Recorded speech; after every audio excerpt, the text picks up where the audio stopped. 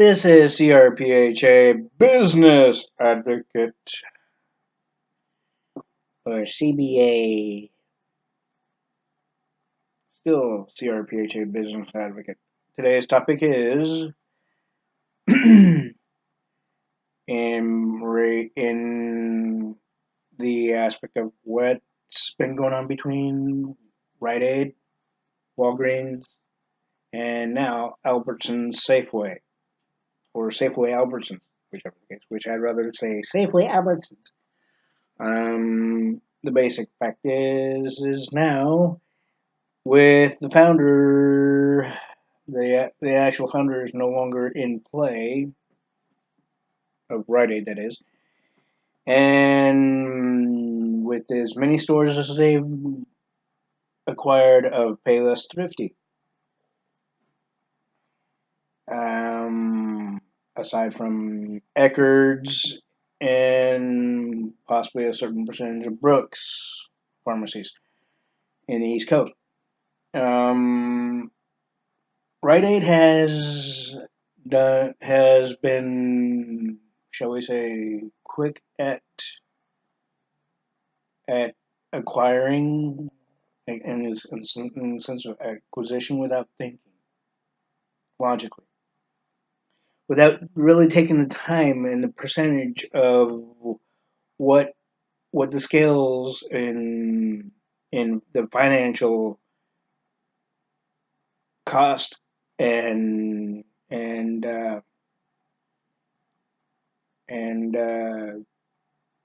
cost and expense aspects of what would the family, I mean, what the business essentially would be losing versus gaining,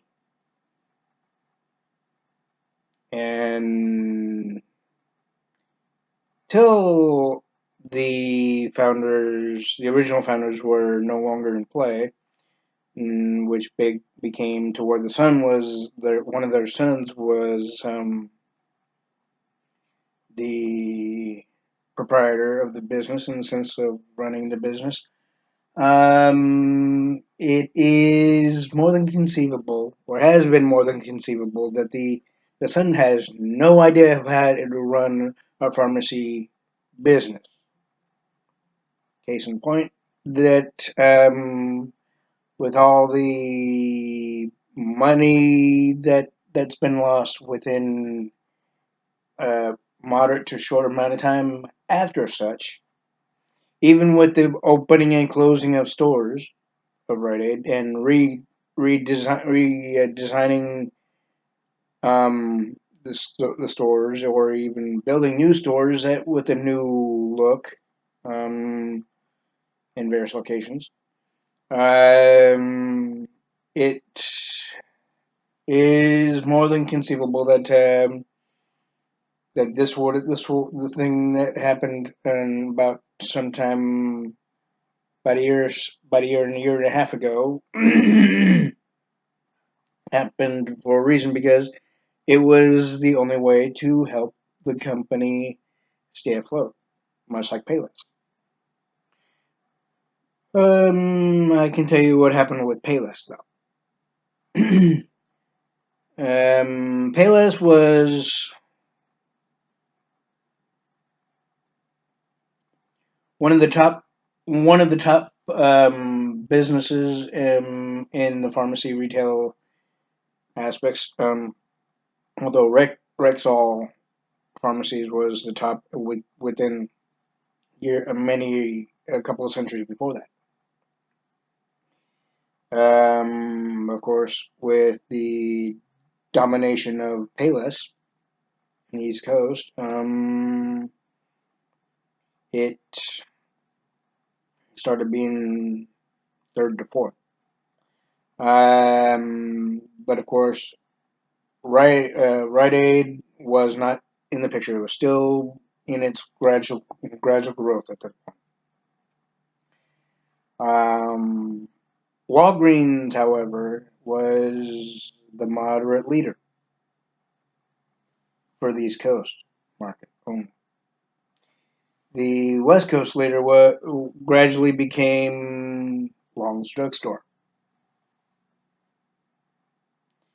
The West Coast leader was, of course, Rexall, Sprouts Rights, um, in some other aspect, but Rexall Pharmacies was the pharmacy leader. But the the ever so popular Long's Drugstore was gaining popularity and notoriety within the West Coast. And of course, along the way, Osco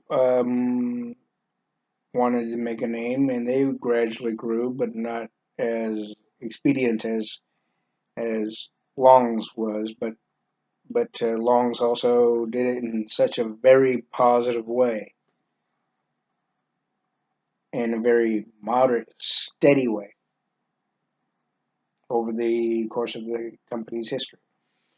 Um, but what happened to Payless over the course of, I'd say it's many years, aside from its history, it made the CEO and president made the fucking biggest mistake.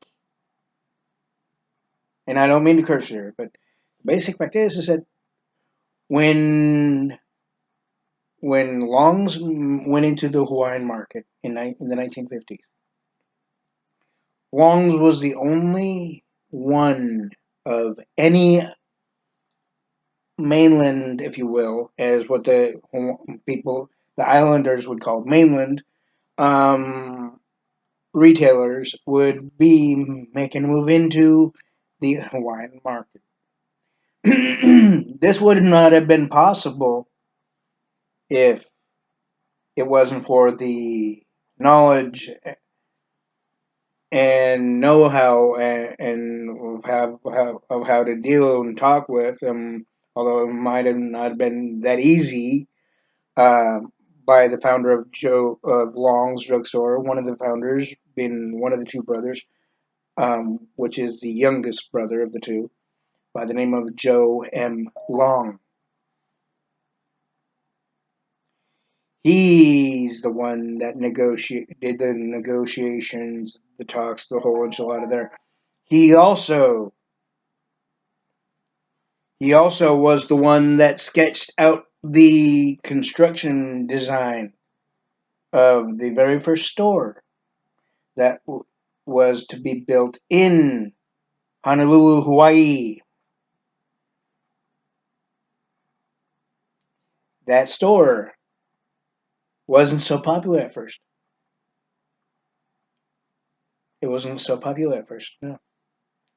As the stores in the mainlands in California, Arizona, and California to start with, and maybe later on, um, in a number of years ahead would have been Arizona and whatnot else, right?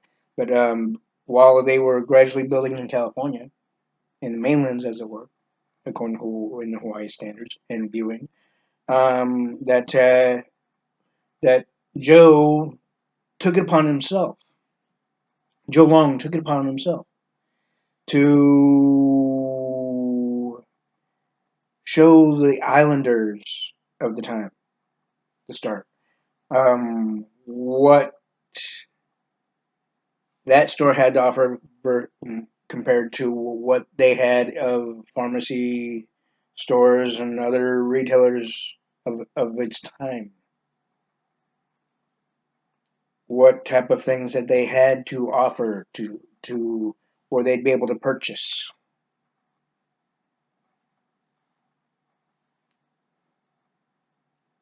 And normally you wouldn't see a person literally just say, walk, try to talk a person to walk into the store, even if it belongs to them,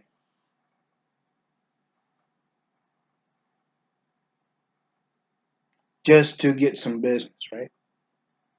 But who's to say, even if he didn't do that, who's to say if they would or wouldn't get any business? even ever so little or even to ever so gradually. But he did it because he thought it was the best way to do it, to another way of advertising, a physical form of advertising.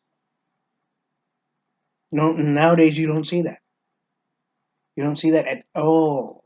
You see in the even in small companies, small businesses essentially doing things now online or before on the online aspect. You saw people putting up flyers on car windows or sending out flyers in mail and in your mailboxes or on your door handles, advertising what they have to offer and the business and the location. Right?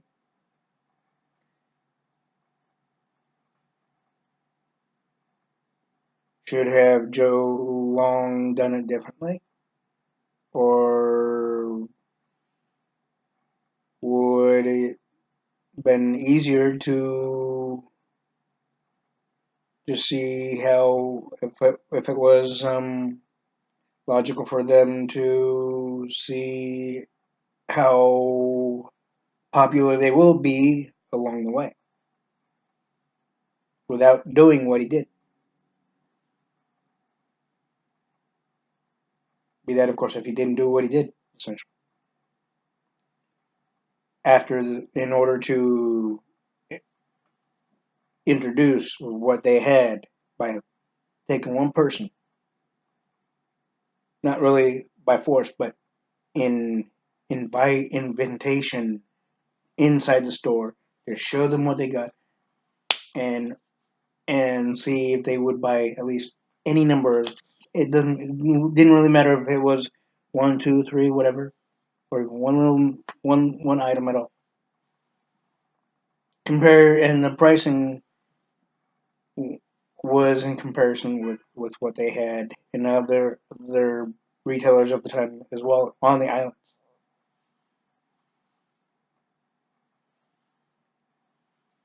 And this person could have been also a person on vacation in the islands. Who's to say? That would have also been a invitation to her saying, "Well, if you've ever been at such and such, here's what we have to offer." Or if you've ever been at such and such in this part of the United States, if it was a person on vacation, here's what we have to offer. In comparison, in the base of comparison and pricing, you don't see that nowadays either.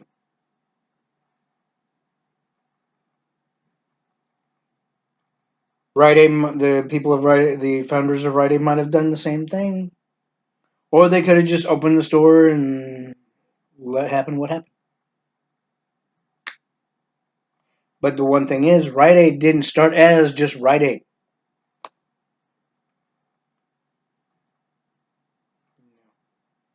Rite Aid was not known as Rite Aid in its beginnings.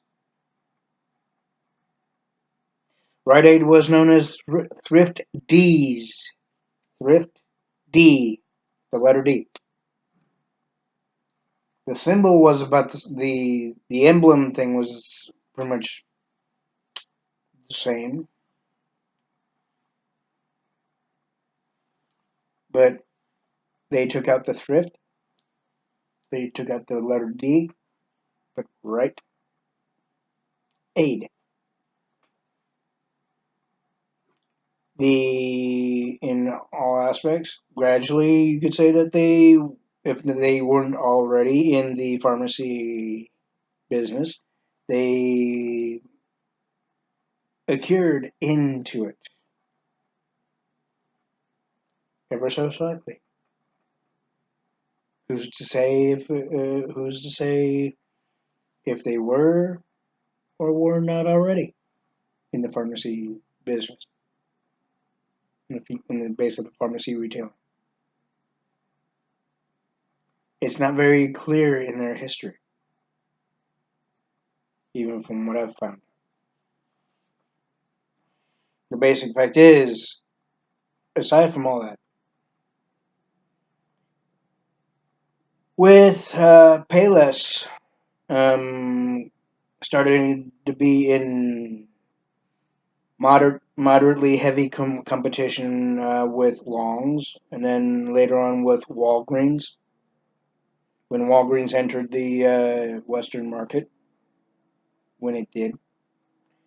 Um, Rexall had one hell of a competition. Rexall was seen at first as mom and pop, in a way it was at first. But then it became known, I'd say, between 60 and 70 as your friendly neighborhood retailer before Longs. I'd say possibly earlier than that, actually.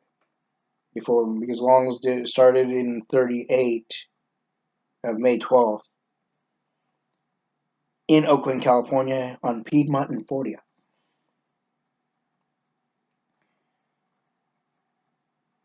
In how, you ask? The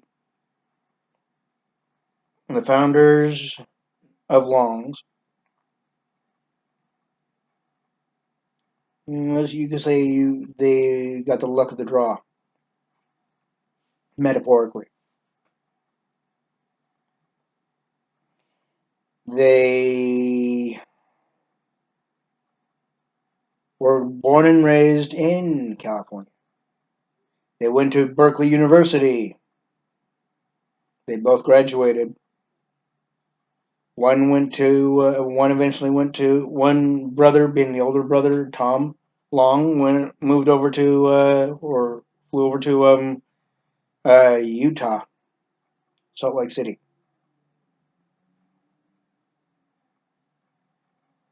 And he worked at the Payless that was owned by and ran by MB Skaggs.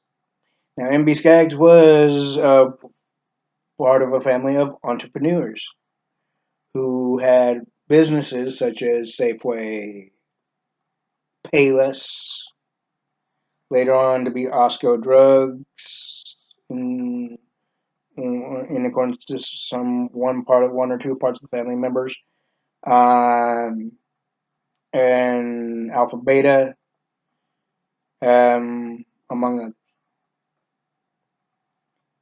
The younger brother stayed in California. Joe Long, Joe M. Long stayed in California. Um, he worked for a National Park Service. Then he worked for Safeway.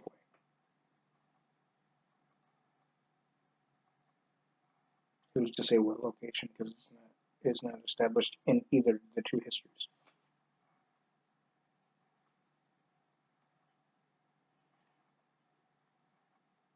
And somewhere along the lines, Joe Long married without even realizing, I guess, and well, in accordance to what I've read in the history book of Long's, anyway, that he married and dated, or she dated and married, the daughter of M.B. Skaggs. Although he could have, there's a general possibility, without it being said, that he knew. But at the same time, who's to say how it would play out, right?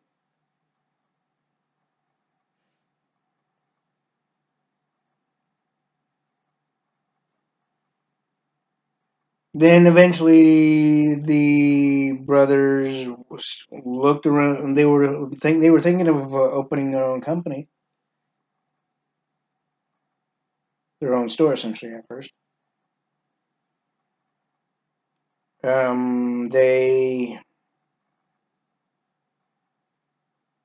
They looked around at various locations where would be the right place for it. Or do they think that they would be the one of the one of the successful areas for business. The type of business that they were thinking of going into, even at the time. Then NB Skaggs, in some relation or collaboration, with the fact that Joe Long was the husband or soon to be husband of NB Skaggs' daughter.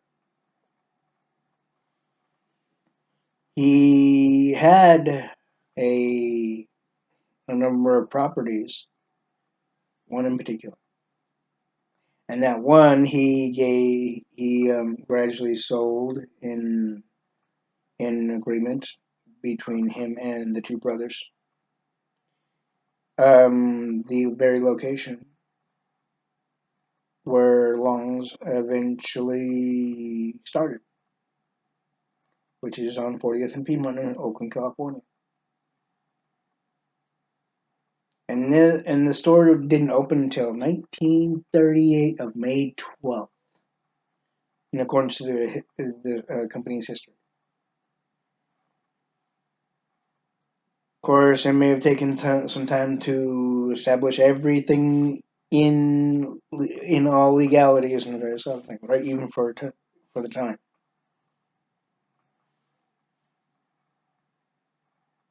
But they succeeded without question. There might have been some difficulties, or it could have been easy with some help and support by MB Skaggs himself.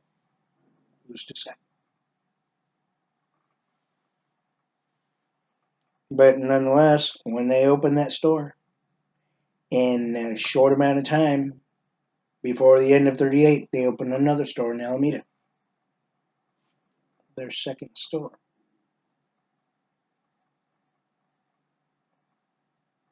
With only one name on it, Long's.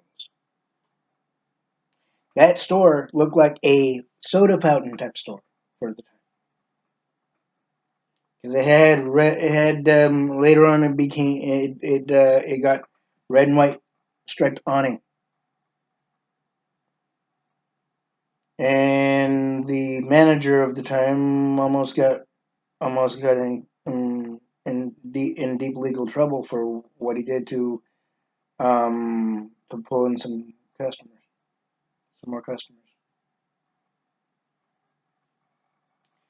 Although he used a percentage of what was in the store of its items, they were able to later on they were able to make up for it financially. The one thing is though, as the company was gradually growing, Payless was on the rise of its own. But several years before, right before Payless decided to go into the Hawaiian market, Long's was already there. Long's gradually took a percentage, moderate to almost large percentage of the island in the retail industry, the pharmacy retail industry, but the retail industry in general. Because by the time Long's was to establish itself in the Hawaiian Islands, again it took the intelligence and knowledge and business sense and whatnot of Joe Long. Of course, I know Tom Long may have helped out a little bit, but it's not really speculated in the history books, especially. The one thing is that when Long's um, put a store in the Hawaiian Islands, the very first store, again in Honolulu, Hawaii, and then as the store as the company grew in the mainlands, again in California. Then, even before it went into Nevada and Arizona, they opened a larger store across the street from the older store in Honolulu, Hawaii, which eventually had, in the years later, a tower type addition to the building, and from what I can gather, was the same location, and of course, even before the the opening of the store, which was diagonally across the street from the very first store that opened in the 1950s in Hawaii, Honolulu, Hawaii. They closed that store and eventually tore it down. Not the company, but they eventually had it torn down. It was boarded up for some time. At least the windows were, if not the doors as well.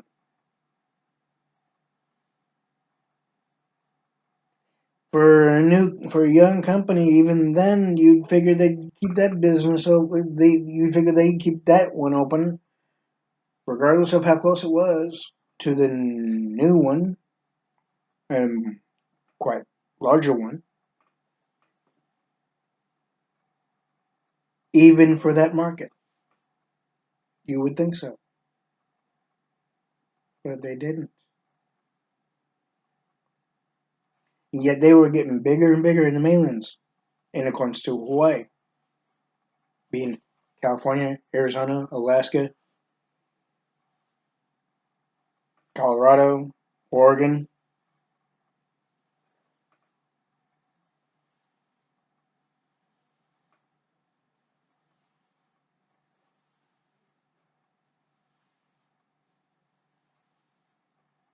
But then, of course, they had kind of a steady, almost heavy competition with Payless at this point in the mainlands.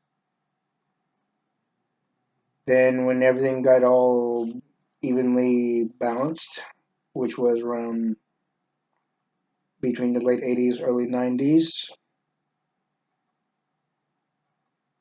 Payless made the fucking biggest stupid mistake.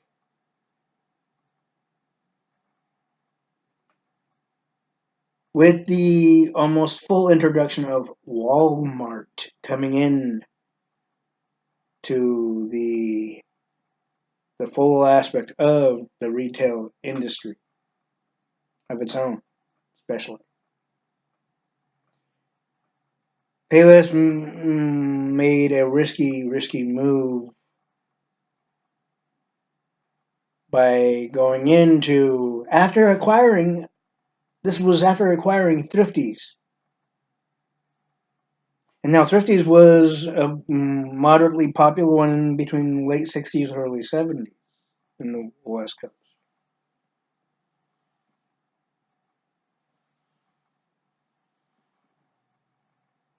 Not really much is known about that one, but believe me, I'll look I'll look into it. Um, but what is known about that company is that they had their own brand of ice cream in collaboration with a milk company, which I can't remember the name of it offhand. But that company was well known for the time.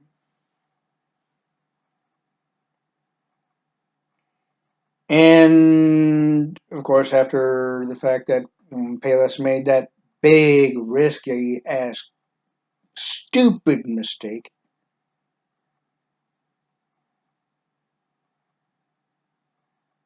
of going into the Hawaiian Islands.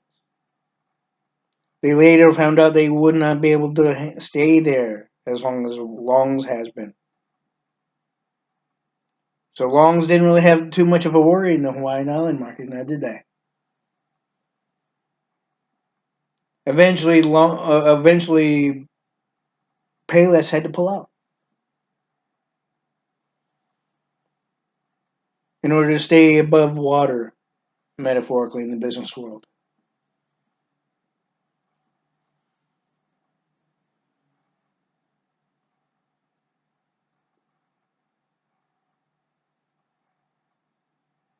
It didn't last long, though, did it? Because eventually, Longs got even bigger, more competitive, way more stable, and eventually, Payless had to close a number of stores secretly, granted, and eventually, Rite Aid came into the picture in acquiring both companies, both Payless and Thrifty. And why many people saw that, at least in the Western market, if not the Eastern market as well, in the Central United States part of the market, that Rite Aid had Thrifty type ice cream setups in the stores. It may not have been all of the stores, at least maybe a moderate, maybe a scattered number of them, right? What I can tell you is Rite Aid was getting pretty well known gradually over time. In fact, my before Payless became non-existent, my now ex fiance from many years ago, anyway, she worked there. She worked at the one that they opened probably in the midst of the demise of Payless. Right across the street from where the very first store I worked at. It was right across the street from the Long's Drugstore in Mountain View. They of course had a store already in Mountain View on Grant Road at the before they opened this particular store. Of course, that store that what was in that one building before they restructured it and did what they had to do to it. That building was once a post office setup, and the location was in the San Antonio Shopping Center, now known as the San Antonio Village,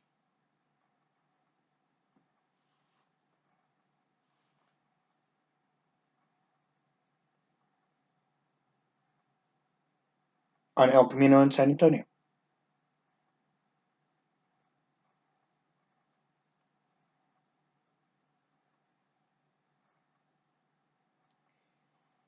Then eventually, as the demise happened of Payless, the store stayed right where they put it and opened it, right? But the only thing that was different was the name, because Rite Aid acquired a good large percentage of the company. The only ones that they didn't want the company of Payless closed, and eventually a number of those stores were barren. But the buildings were barren and gradually became Halloween costume stores for the season only.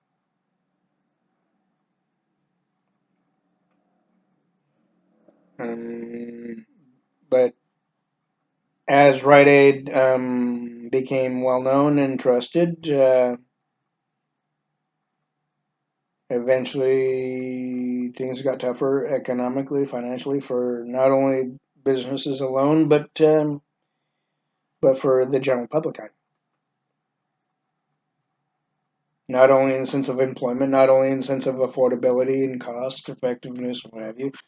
Um, but uh, but Rite Aid thought they were established enough, and they had enough financial backing to where they would be able to pretty much do any number of other things beyond their logical capabilities in the financial aspect. In case in point, of course, they acquired a percentage of Eckerd stores, Eckerd Pharmacy retail store, retail pharmacy buildings or locations, basically. And a moderate, if not small, number of Brooks pharmacy stores, possibly as well, from what I understand. But the one thing was with this savvy move that they did, everything seemed to be okay, right? Everything seemed to be kind of on the level, but it wasn't. Even with the ownership of Thrifty, which turned into a Rite Aid store, if at all. Even with the fact of the reason why they owned Thrifty is because Payless owned a percentage of Thrifty,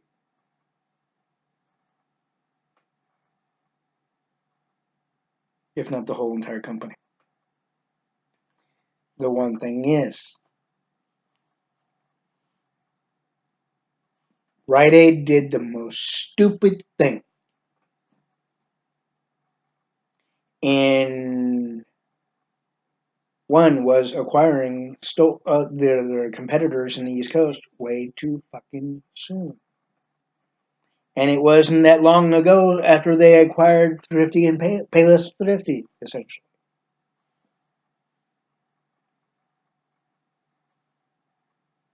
Okay? Now, the one other aspect is that when they had some financial issues after the fact of, which was a number of years ahead from that point, when they had some financial issues after being sued for having an over-the-counter expired pharmacy item, a name brand. I think it was either name brand or their brand, one of the two.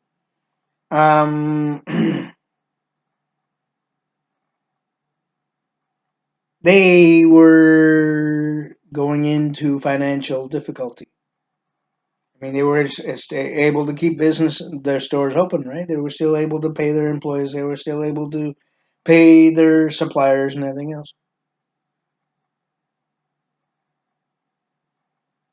But the one thing no business ever has done is tell them how badly they're hurting. So essentially, Long's and them had a talk secretly. Long's had no issues, financial or otherwise. Rite Aid did secret at one point. Could they have had a less of a financial issue if they sold their percentage of what they took from Payless of Thrifty and sold it to somebody else, or completely got rid of it indefinitely?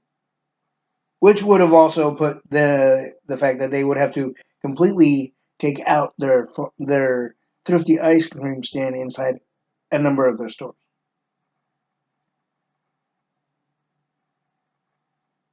and replace it with their own brand, if at all. And with that, the one thing is, Would that have helped Paley? Would that have helped Rite Aid? It might have for so long. It might have.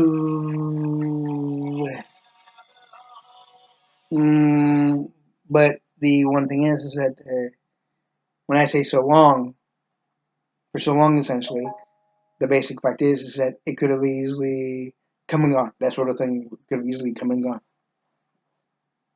So they kept the ownership of Thrifty.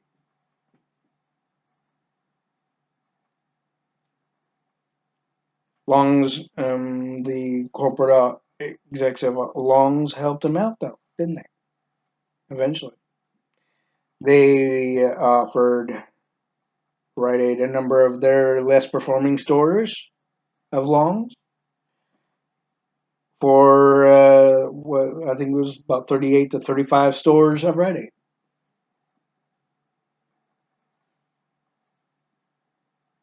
They ended up going between 35 to 33 to 34 stores without the name change of any of the Long's drugstores, even though less performing ones that they offer.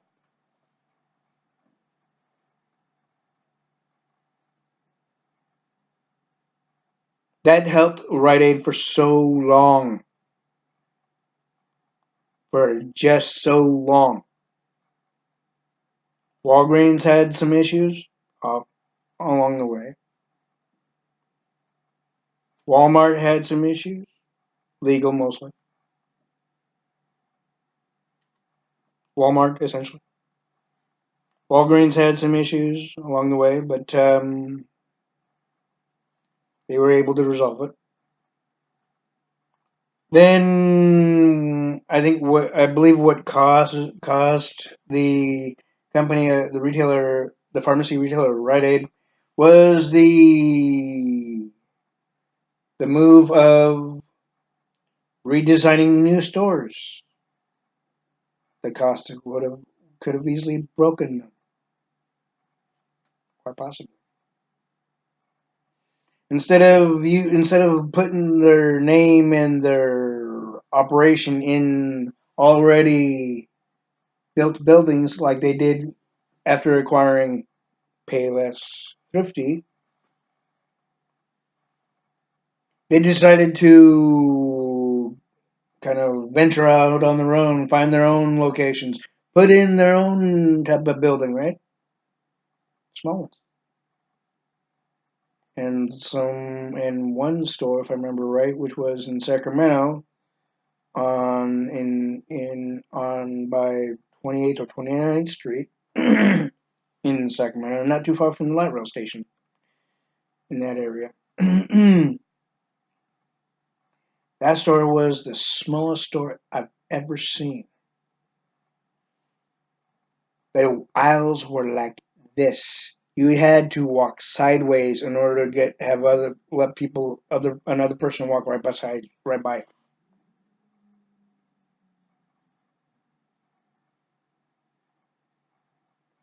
You had if you had a shopping cart, you had to either leave it alongside one of the two sides of the aisle.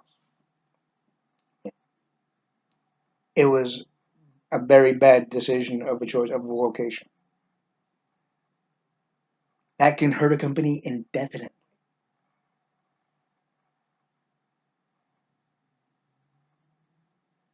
It's not going to hurt them in customer relations, except for the space maybe would have been the thing that made them look bad. The way they had things going so fucking like this.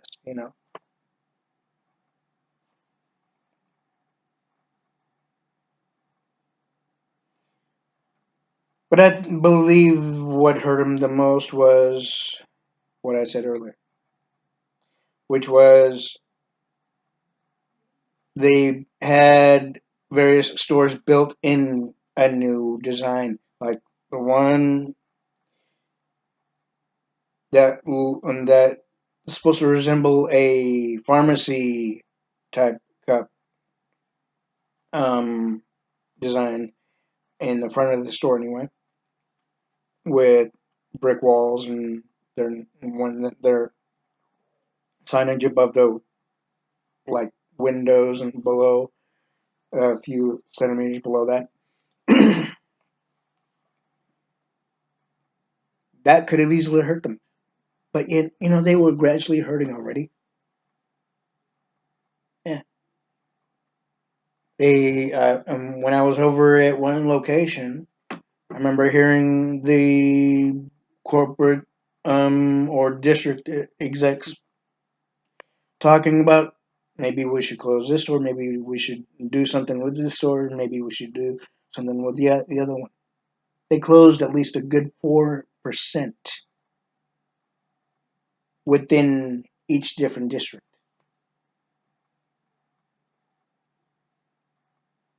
if not higher than 4%, depending on the location or locations, and how well they were doing and how badly they were doing. Compare in those comparisons.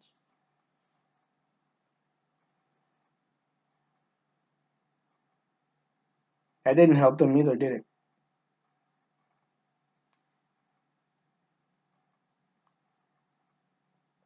Walgreens was doing a lot better than they were even before that point.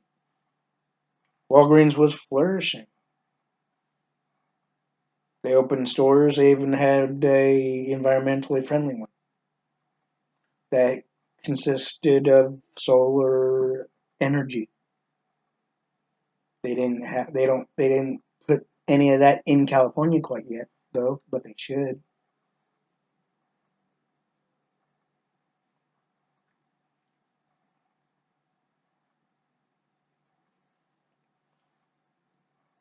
Eventually, it got to the point to where the one of the founders' sons got into the aspect of running the whole entire company. A person that had no experience in that particular type of field. He may have seen them go about it in the corporate office, but the one thing is, he probably didn't see the operations of each store as they were being ran in different districts. That could have easily helped him. And the ones that he may have visited, it didn't do him any good, though.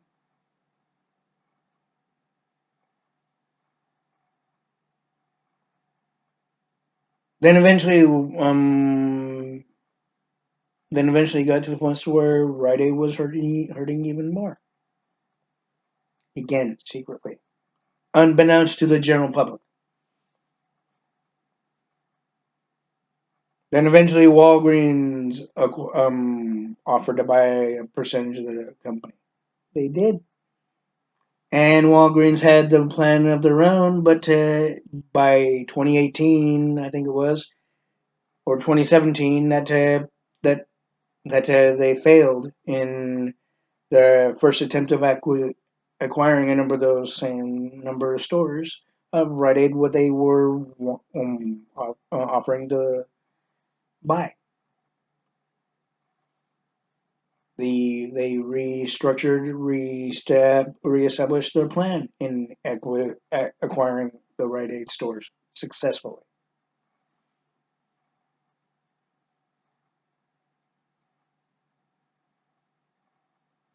Now, with that already being done, Walgreens kept a number of stores open, a very small number, that is, if not moderate,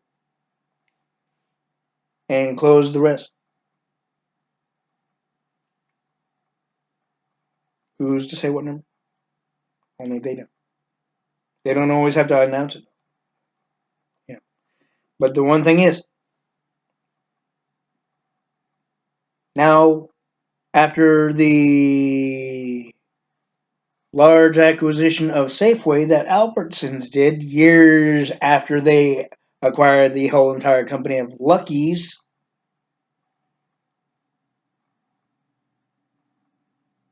supermarket. The then eventually had to close a number of stores. Eventually, where Save Mart took over a certain number of those stores that that Albertsons closed. Then eventually, of course, the Lucky's tried to make a slow but moderate comeback. Right?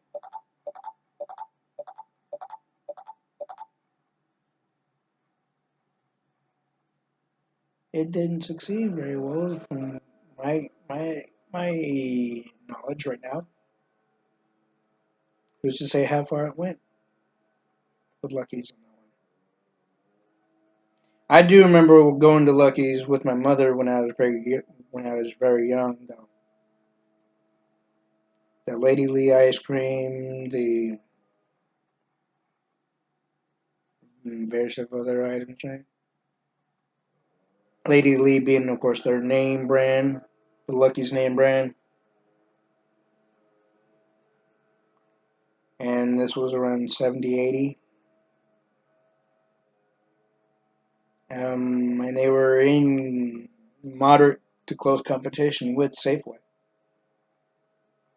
even for the Western market.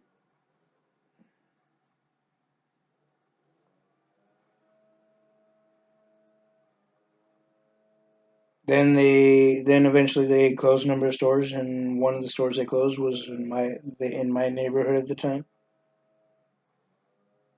which eventually Nob Hill took over. Then I found, like many years later, I find out Nob Hill was merged with Rayleigh's and Bel Air.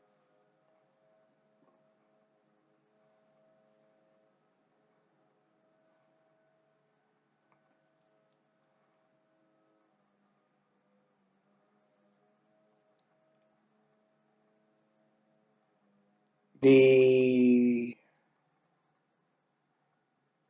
one thing is, Walgreens also, after before even acquiring Rite Aid, they went into the European market, acquired a percentage of Boots retail.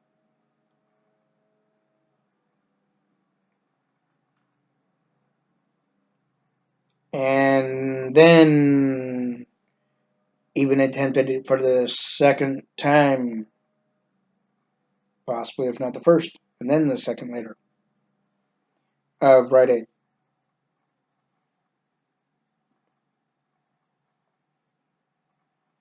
But now, after the large moderate percentage of Safeway that Albertsons has ownership of Safeway, now Albertsons is planning to take what's left of Rite Aid.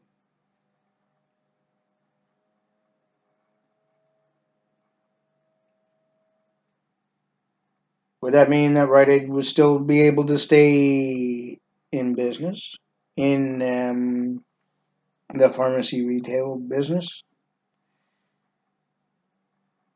or pharmaceutical retail business? Who's to say? It could easily be, depending on how the agreement and buyout goes, or merger goes. It could be where they change the name to Savon. Now, Savon was a moderately well-known one in the East Coast, more so than it was in the West Coast. That was a pharmacy retail of its own in the late '60s, early '70s, mostly in the East Coast. But then eventually, of course, Albertsons merged with them, where, of course, eventually you saw the Savon in a signage on a number of the buildings that Albertsons owned after taking over, even after taking over Lucky, Lucky Supermarket, after taking over Lucky Supermarkets, essentially. Um, the one thing is, it could also completely wipe clean Rite Aid right off the fucking map of the retail industry in general.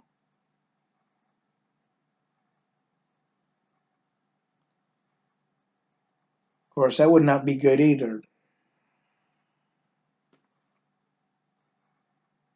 Although if Albertsons kept Rite Aid as it is, even after acquiring a percentage of it, of what's left, essentially, as well, if at all. Um, and of course, they'd have to play it right. Um, then I'd say CVS, and who well, everybody knows that eventually Long's sold was put well, the CEO and president in 2008 of Long's secretly sold the company of Long's. Therefore, before the acquisition of Boots and the acquisition of Rite Aid, Walgreens had a bidding war between CVS in getting the acquisition of Long's drugstores.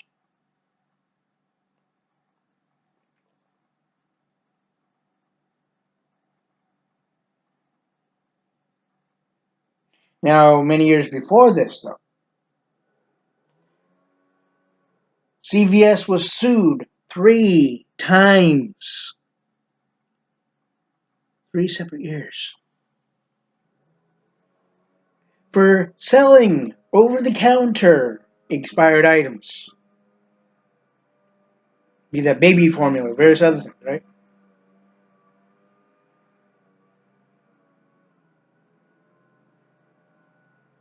Yet, even after the first time they were sued, they kept on doing it in other locations. Then, after the second time, they still kept on doing it. The third time, now after the third time, even after acquiring Long's Drugstore, which basically was the end result, as I mentioned, and when it came to between the bidding war of Long's between Walgreens and CVS pharmacy, CVS was the victor.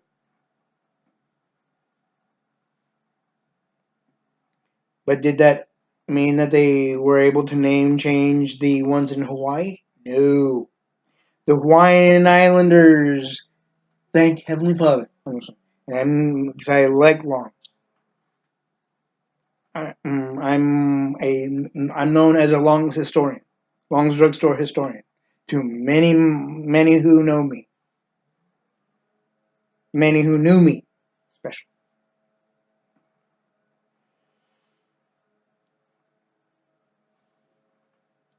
The Hawaiian Islanders made it to where the Long's name stayed in the island of Hawaii and Honolulu and various and other areas of the islands.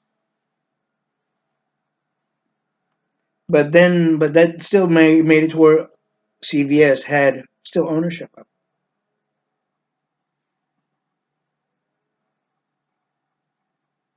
And now those Long stores are said to be selling CVS type name brand items besides the normal name brand items, even the ones that you see on commercials.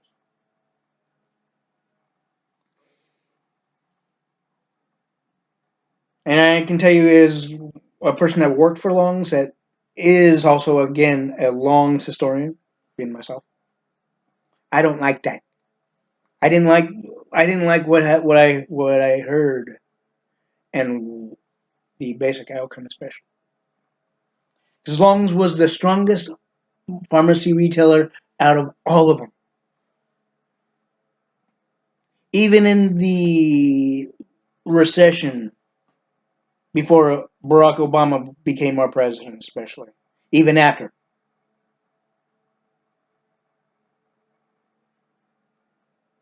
And during.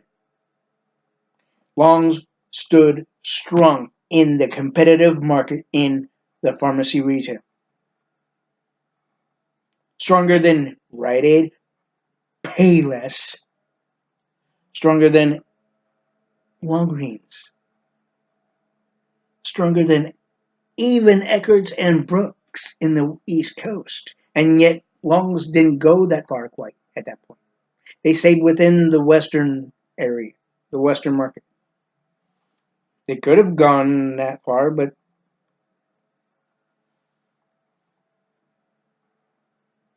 they probably still could have if they really made the effort within the financial aspects and made sure that they were able to back that up, especially with the interest rates and the various other things that go along with that particular type of movement and expansion, and also depending on the areas and leasing agreements and what have you else. If not the property ownership, if they were to build a number of stores out there.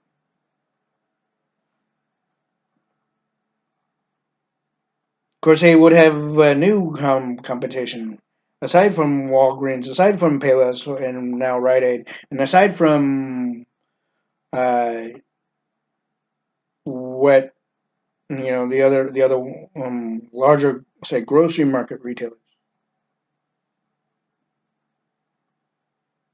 to start with. They would have had additional ones in competition, being Brooks, Eckerd's, and possibly a few others in the East Coast market. Would they be able to handle it? If they played it right, I'm sure they would. They played it damn well in the time that the company was gradually growing and expanding within the Western market, including in the sense of Hawaii. Although in Hawaii they didn't really have that tough of a competition at the time.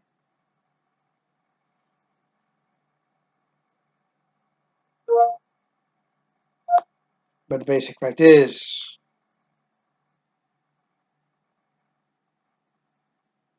they do now only have Long's drugstores in Hawaii. You're probably saying maybe if you like Long's that much, maybe you should move to Hawaii, right? I could, but I'm not going to because I'm still working on my own way, getting Long's to come back into California, where it all started. Many people call me crazy or pipe dreamer on that, but guess what? Many things can happen. Many things are possible.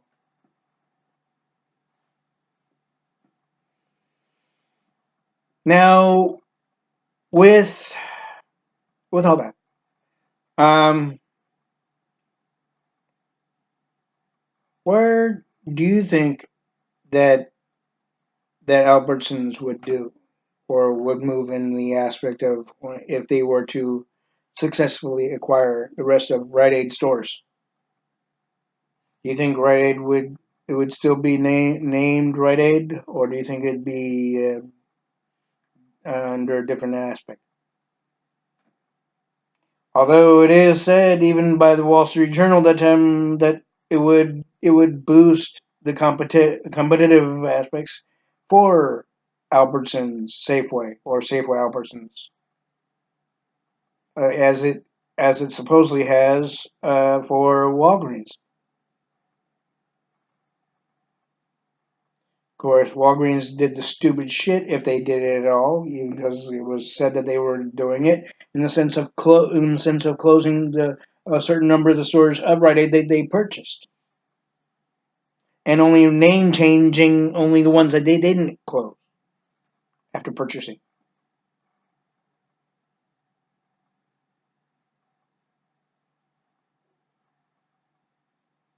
Of course, you could say though that's all hearsay.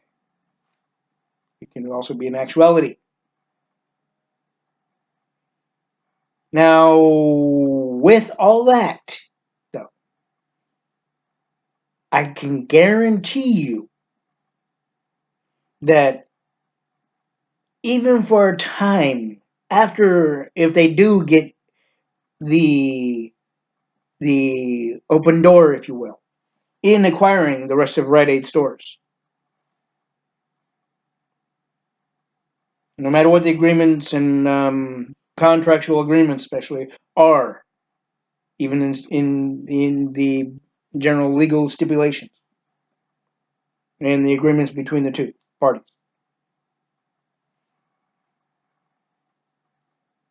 it could, for a time, be a positive for Safeway Albertsons.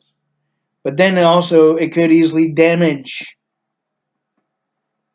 and gradually decline the financial base and stability of Safeway Albertsons, which basically could easily hurt Safeway equal to Albertsons.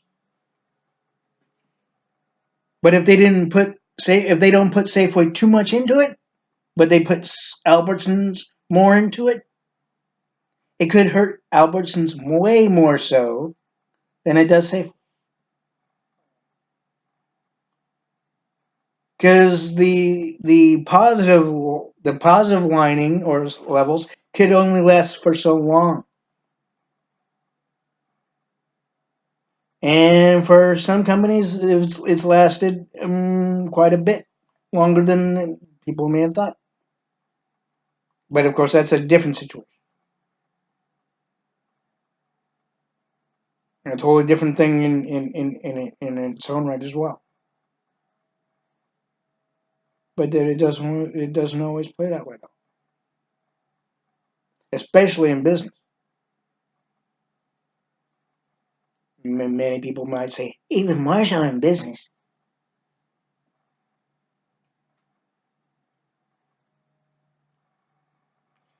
I can tell you when Long's. I'm gonna give you sort of a backpack. I'm gonna backpedal a little bit here. When Long's was about to close a store, one of their slightly older stores out in Carmichael, and they were about to open a smaller store down the way from the older store location. That would have been the stupidest move that they've ever done in its history.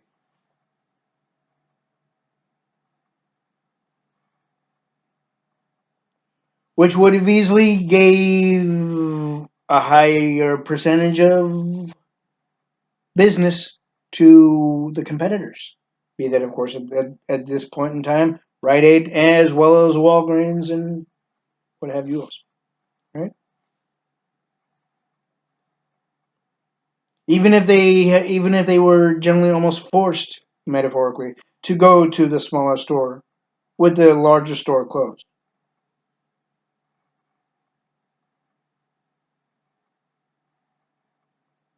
A number of them would go to Rite Aid, Walgreens down the way, down off of Manzanita, and maybe a small number, if any, would go to the smaller store and then have to go right backpedal to the other stores.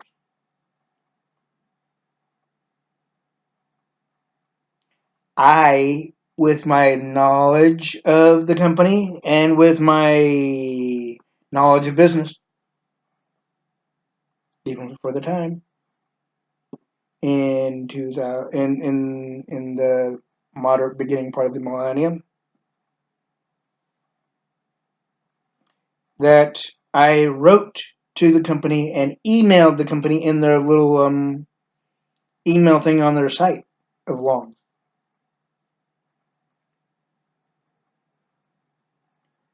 in telling him my knowledge of the company, the fact that I worked for the company, and various other things, my experience in various, the whole enchilada almost. And later on, within less than a month after, I get an email from the manager of that particular store that they were about to close, thanking me. And he said, "Good news, they're keeping the store open." And yet, even with the fact that they're opening the smaller store down the way, which was on Dewey and Madison,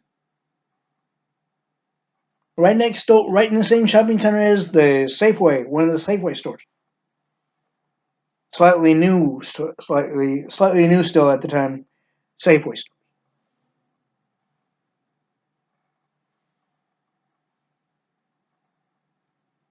I was more than gratified about that. Guaranteed. Eventually, I went over there and I talked to this manager, and I go, "I'm the one." You're talking to the person that helped me. He didn't really say too much. He wasn't really too enthused, I guess.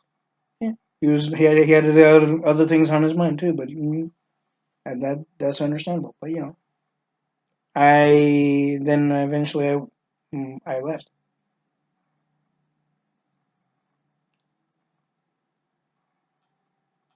But even after the fact that CVS acquired the company, they closed that location. That location eventually changed into other retailers. Now it's being turned into a Ross Dress for Less at current, that in that very building.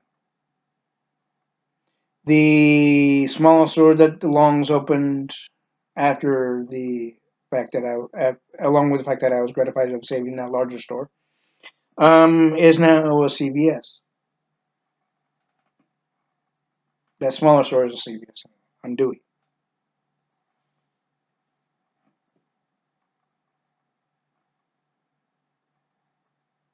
And the store that they took over in Citrus Heights in the Birdcage Shopping Center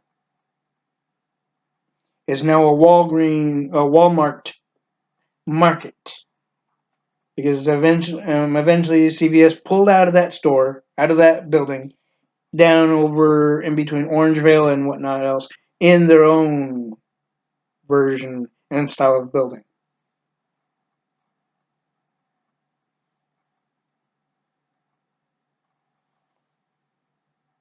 Before, and this was before Walmart put a a food market, supermarket of Walmart in that building. This was it was about maybe a year and a half after, or before actually, before Walmart put one in there. That the but in between that, the building remained empty for a time. That very location, though, when it was Long's, that store opened in 1975.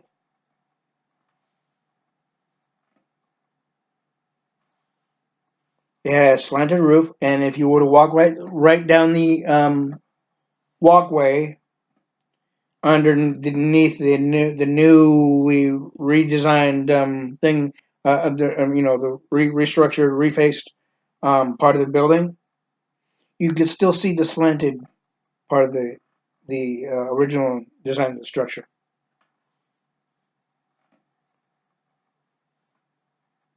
All they did was cover it and kept it for as long as it was there.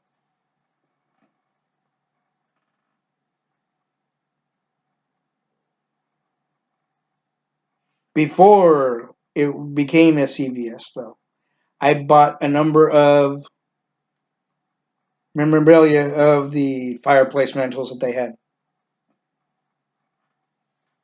I got as many as I could, and I even got the toy trucks of Longs with the Longs name on it.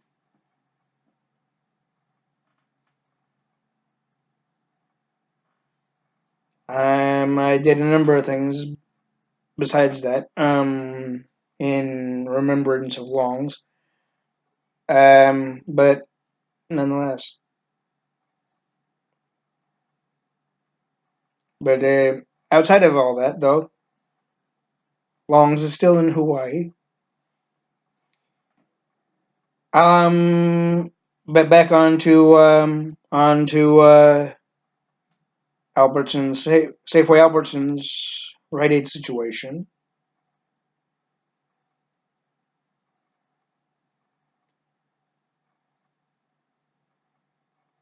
I can say honestly, it's not going to do anything positive along the way for Safeway Albertsons.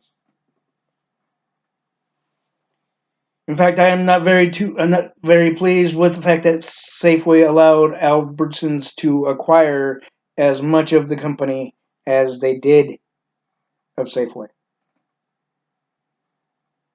of what Albertsons acquired of Safeway. Safeway is the oldest company in the retail market, next to Piggly Wiggly and various others.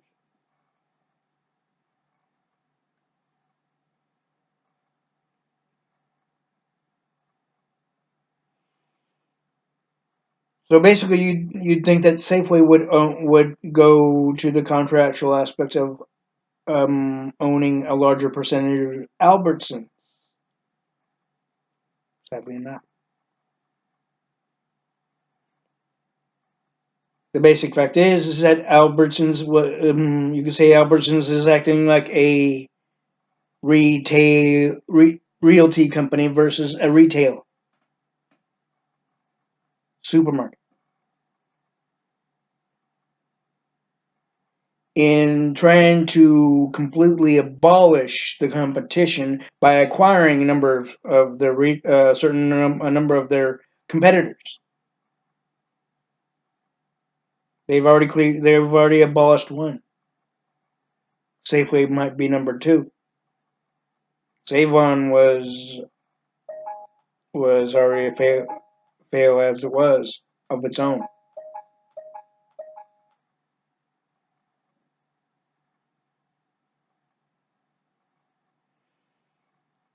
With my childhood memories of Safeway and going over to Safeway with my grandmother and my mother when I was very young, I would hate to see Safeway be done in that way, like what happened to Lucky's. Although many years ago before, more than several years ago before that, Lucky's and Alpha Beta were like sister stores. There was a large number of Alpha Beta stores and a large number of Lucky stores. Maybe more than Lucky's, or maybe equal, or could have been more of Alpha Beta than Lucky. But eventually, Lucky took over the company and completely cleaned out Alpha Beta. Then eventually, a number of stores of Alpha Beta turned into a Miller's Outpost. And then other store, and then after that, then the Miller's Outpost turned into something else.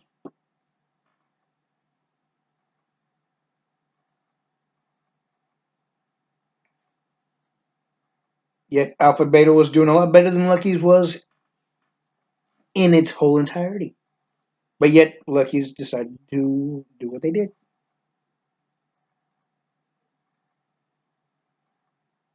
Could that have could Alpha Beta have helped them out even in the competitive market before Albertsons took in any percentage of acquisition of Lucky? It could have, and also could have hurt them even more though too. Who's to say? But I'm thinking it could have easily helped them. That's my thinking at current.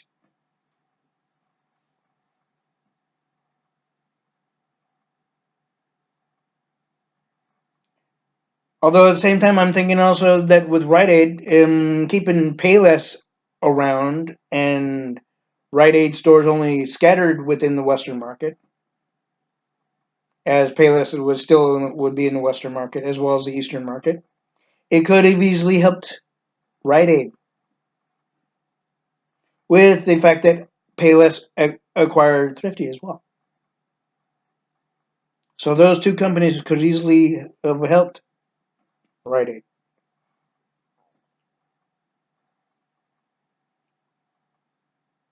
You see where I'm going here, though? Each one of these acquisitions that these companies have done, and a number of companies are doing and have done as well, within the same retail industry, even though it's sectioned off by pharmacy, retail, whatever, right? A number of them have failed. A number of them were bought out after buying out the ones that they bought out, right? Even after, even after various other things, right? A number of those acquisitions that could have easily helped out the company that they bought out, or could easily have hurt the company, or had a better chance of surviving without being wiped clean off the retail map like Payless was and like Lucky's was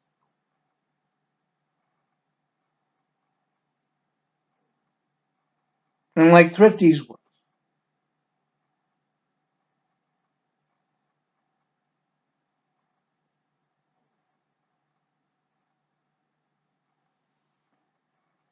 And possibly soon Safeway.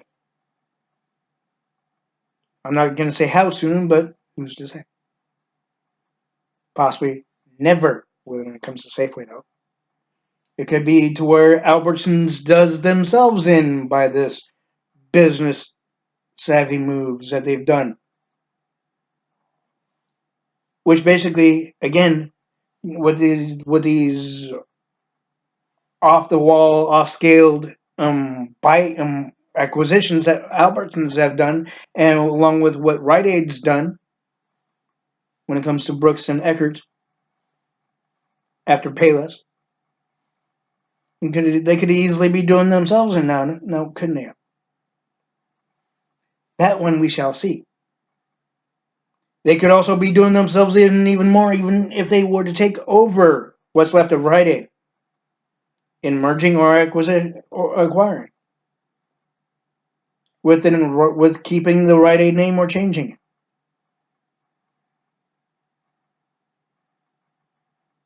keeping the same customer friendly, shall we say, um, customer reliability that Safeway that Rite Aid has given the customers, along with the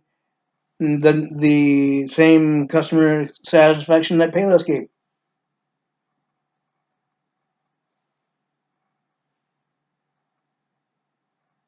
CVS has gone outside that though.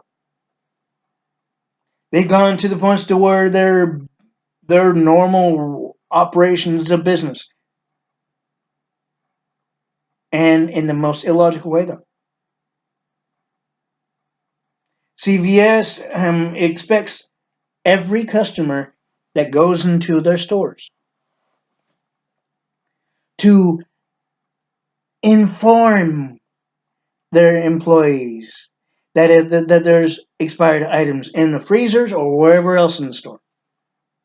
Instead of having one employee go in various different aisles and sections of every part of their stores, doesn't matter what size, and take out and replace or put the updated of the same product on the shelving and take down the ones that are expired or nearly expired, like Long's did.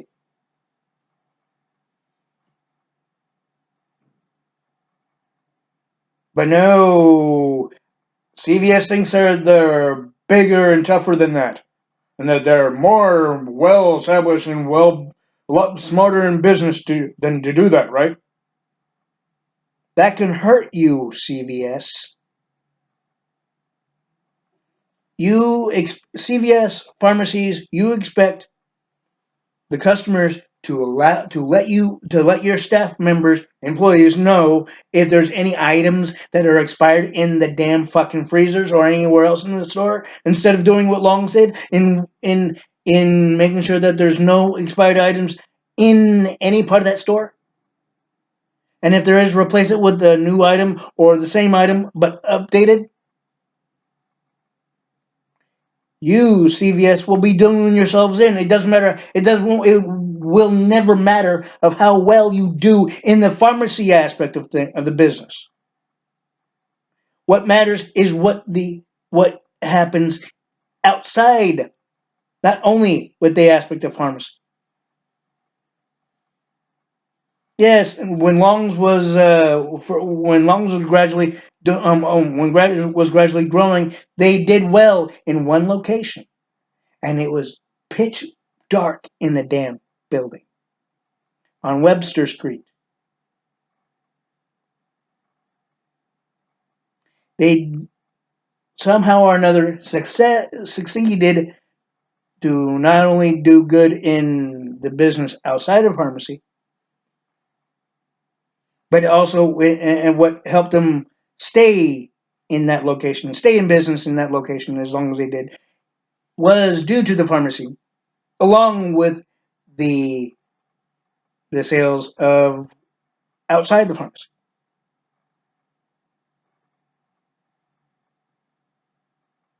But the one thing is, what also saved Long was the very thing I just said. To have one employee go through every aisle, every section of the store, make sure there's not one fucking item that's even near the expiration date. And if there is, replace it with a new item or the same item but updated. Do not expect the employees to be notified by the customers, where the customers have to go, oh, excuse me, sir or madam, there's a number of items that are expired or near the expiration date in the freezer or in this aisle over here. That's bad business. What you're doing, CVS, is about to repeat the same shit. What made you get sued the 3 times that the company of CVS got sued? And then you start doing the fucking commercial saying, "Oh, the CVS customers that deal with our pharmacies are the happiest." I doubt that very much.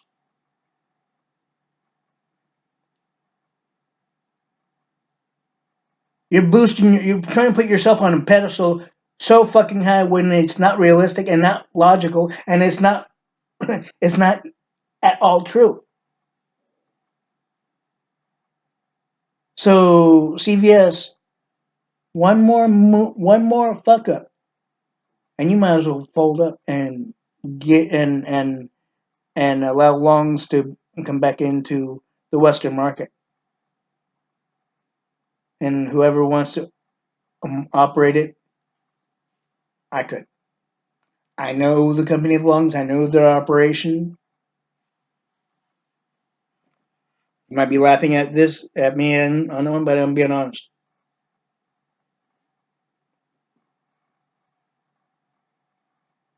I worked for 3 stores of Longs.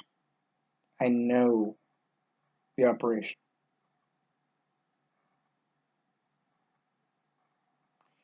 Could I make CVS better if I so chose? Although there's one thing that Walgreens could do that could be better.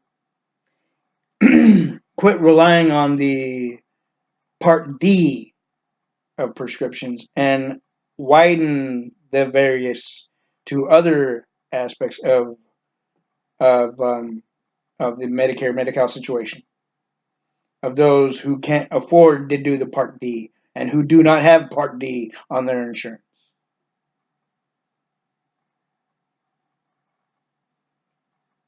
Rite Aid's able to do it. Walgreens, CVS may be able to do it. Walmart's able to do it, I believe. But Walgreens is the only one that's refusing. That could hurt them in the pharmacy at one point or another. Many things can happen in any business, granted. Although another part of it is that Walgreens might make the move to add themselves into a bidding war between Safeway, Albertsons, and them in the acquisition of the whatever's left is a Rite Aid. Much like CVS and Walgreens had a bidding war between the two when it came to loans.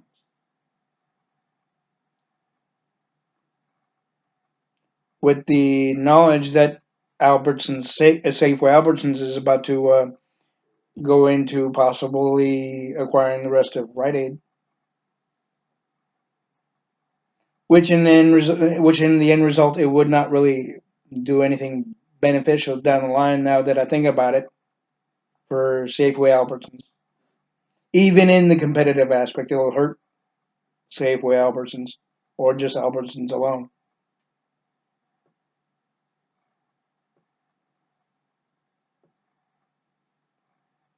It might not hurt Walgreens because they've been able to do something kind of a business savvy thing, but eventually with selling the or closing the stores that they did acquire of Rite Aid and keeping only so many of them that they acquired of Rite Aid, it could easily hurt them too.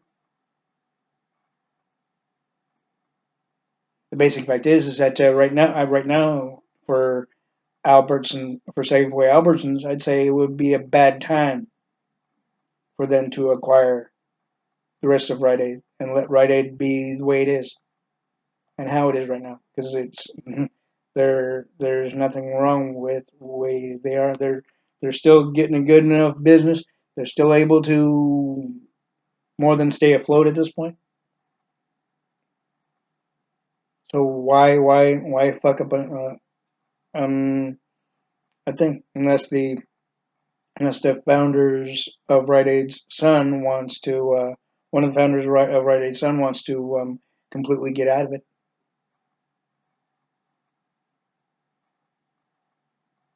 Without question.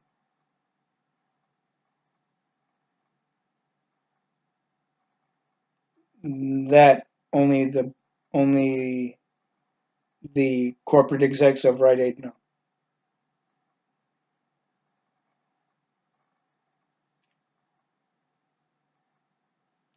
But nonetheless, we shall see what happens. But at the same time, though, for Safeway Albertsons, it would not be a good time to even make that move that they are planning to do, even in accordance to the Wall Street Journal. What the Wall Street Journal has said when it comes to the possible acquisition or merging of the two companies along with the pharmacy retailer of Rite Aid.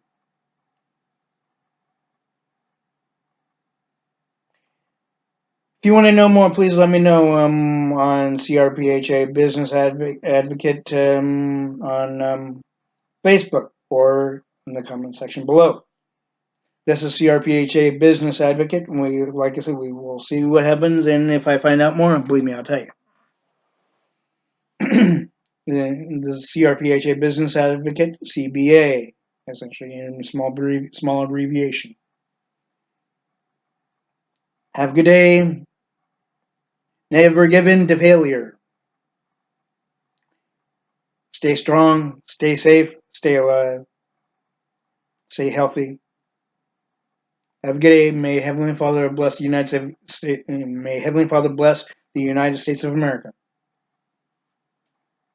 And we salute our troops that are in service and our veterans and the ones who died in many wars. And we salute Donald J. Trump, our current President of the United States of America, and Trump for 2020. Have a good day.